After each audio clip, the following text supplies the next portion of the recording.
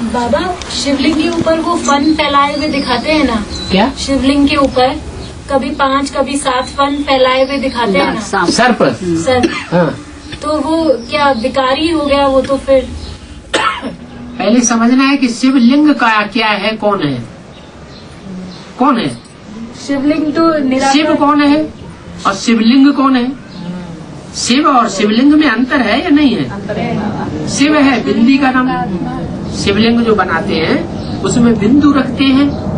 शिवलिंग जो सोमनाथ मंदिर में बनाया उसमें हीरे का सितारा रखा। तो सितारा क्या है और वो लिंग क्या है? अंतर है कि नहीं? क्या अंतर है?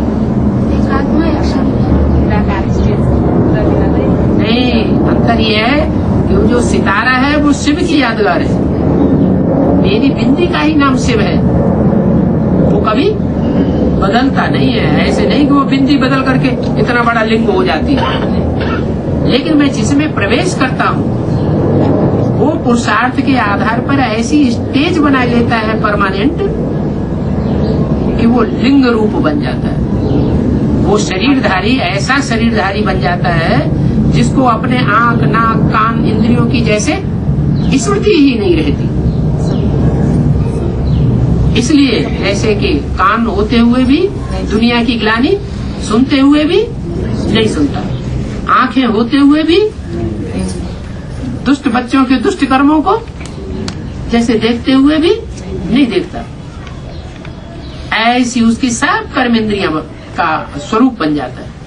तो लिंग है प्रजापिता की साकार स्वरूप की निशानी और बिंदु है ऐसी निशानी शिव की निशानी। अब तुम्हारे प्रश्न का जवाब हुआ? ऊपर है सर। मुझे ये जानना है। नहीं, जो शिवलिंग के ऊपर, लिंग के ऊपर जो फन है वो कोई दूसरे 5 विकारी हैं। जो रावण के 5 मुख दिखाए जाते हैं वो 5 मुख हैं काम, क्रोध, लोभ, मोह, अहंकार।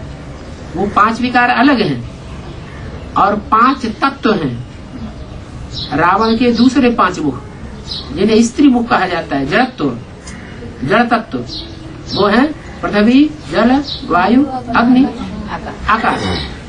तो पृथ्वी माता ये कोई आत्मा रही होगी ना, वायु देवता ये कोई आत्मा रही होगी ना, अग्नि देवता कोई आत्मा रही होगी ना। तो ये 5 विकारी हैं। 5 विकारी ब्रह्मावत्स रावण के प्रतिरूप हैं। ये भी एक स्लोगन हो गया।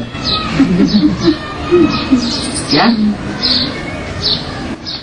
जिनके चित्र होते हैं वो कोई चरित्रधारी होते हैं या नहीं होते हैं? तो रावण का भी चित्र है, तो चरित्र खेलने वाला कोई होगा या नहीं होगा?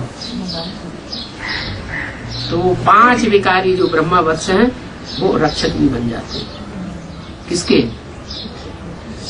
शिवलिंग।